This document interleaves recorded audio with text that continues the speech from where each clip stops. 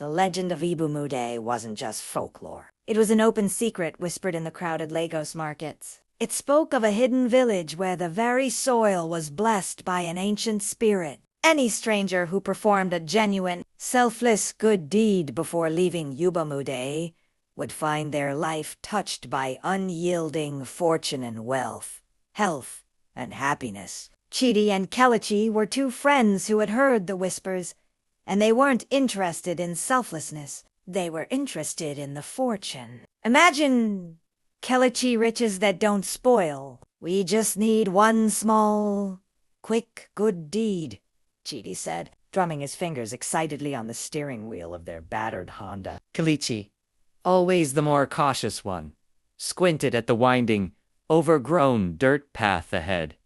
Are you sure about this, Chidi? This road. It looks like it swallowed the last traveler whole. Fear not, my brother. This is the price of unlimited prosperity. The silent welcome. They arrived at dusk. Ibumude was not what they expected. The huts were neatly thatched. The air smelled of wood smoke and cola nuts. But the silence was unnerving. There were many people sitting outside, preparing dinner, children playing a quiet game of AO. But when Chidi and Kelechi drove in, every head turned, and every sound ceased. It wasn't a hostile silence, but an observant one. A suspicious one. Did we do something wrong? Kelechi whispered. No. Ooh. They are sizing up their incoming benefactor. Chidi scoffed, trying to project confidence. They eventually found the village elder, a frail woman named Mama Ika. She looked them over with eyes that seemed to know their greed before they spoke it. You seek the blessing of the village? Yes, she asked, her voice dry as aged palm leaves. Chidi stepped forward eagerly. Yes, Mama. We want to offer our assistance. What great task awaits our hands? Mama Rika smiled, a strange, tight gesture. There is a task, but it is not great. A small thing. A simple thing. Tonight, you will take this and deliver it to the farthest outskirts of the eastern forest, near the 3 ancient bays. It must be delivered by midnight, and you must not open it or look inside. It is precious cargo for the spirits. She pointed to a small, heavy, intricately carved wooden chest, barely the size of a shoebox. That's it? Carrying a box? Kelechi frowned. This is too easy. A deed is a deed. Chidi grabbed the box. It was surprisingly dense. Thank you, Mama. We will return with the sunrise and our new destiny. The burden of suspicion. The box was incredibly heavy, feeling as if it were filled with solid river stones. The path through the forest was dark and twisting. As they struggled, the weight of the chest and the strange silence of the villagers began to breed suspicion. Why so heavy? It's just a small box, Kelechi grunted, wiping sweat from his brow. Maybe it's filled with gold bars for the spirits, Chidi replied, his eyes gleaming, still focused on the reward. Then they heard it, a sound soft at first, like the mewing of a small, frightened animal. It seemed to come from inside the wooden chest. Did you hear that? Kelechi stopped dead. Hear what? The wind? Keep moving. They walked faster, but the sound intensified. It became a faint, muffled sobbing. It sounded like a child. Ah, no. Kelechi dropped his side of the box in shock. Chidi, there's something alive in this box? Chidi's face was a mask of panic and calculation. Be quiet. It's the test. Mama said not to open it. It's the spirit playing games to make us fail the good deed. The spirits are testing our obedience. Obedience? Or our humanity? Kelechi argued, crouching low. Listen to it. That is a child crying, Chidi. We carry a person into the deep, dark forest. This isn't a good deed.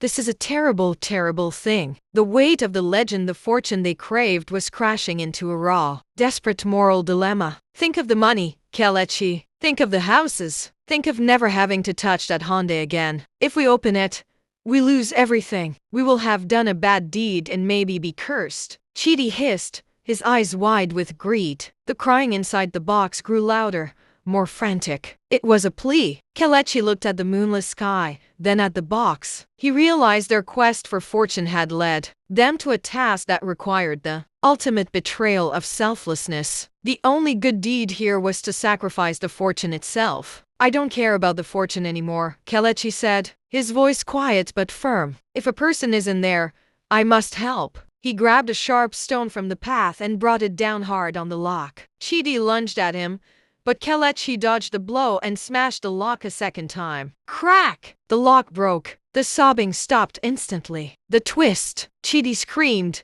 You fool! You ruined everything. We are cursed. Ah!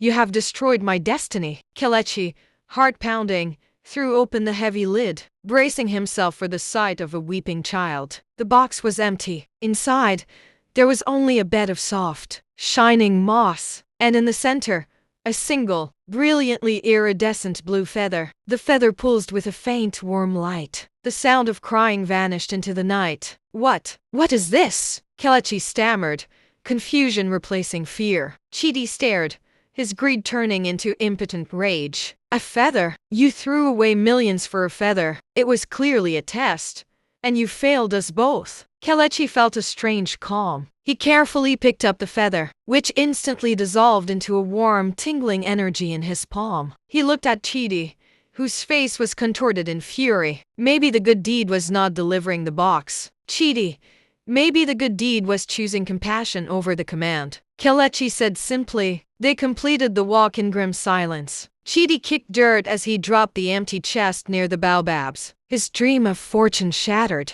The unseen blessing. Chidi and Kelechi left Ibamud before the sunrise. Chidi driving in bitter silence, Kelechi thoughtful. Chidi returned to his life, his business ventures failing one after another. His life was cursed, he believed, by Kelechi's interference. Kelechi, however, found something unexpected. He didn't win the lottery or find a pot of gold. Instead, his heart seemed lighter. He started volunteering at a local youth center, something he'd always wanted to do but felt he never had the time for. One evening, an elderly patron at the center, a retired architect, saw Kelechi's dedication. Impressed, the architect offered Kelechi a small, unpaid apprenticeship. Kelechi accepted it with genuine gratitude, having learned the value of non-monetary rewards. The unpaid apprenticeship quickly turned into a small, paid position, which grew into a partnership. Within 5 years, Kelechi's firm was one of the most respected in the region, known for its ethical building practices and community focus. Kelechi's fortune was not a handout, but a life built on a heart free of greed, a heart that, when tested, had chosen to break a rule to save a hypothetical child over gaining boundless wealth. The blue feather had not been a treasure to possess, but a confirmation of the selflessness that had already taken root. The true blessing of Ibamud was only ever granted to those who were willing to sacrifice the promise of the blessing itself.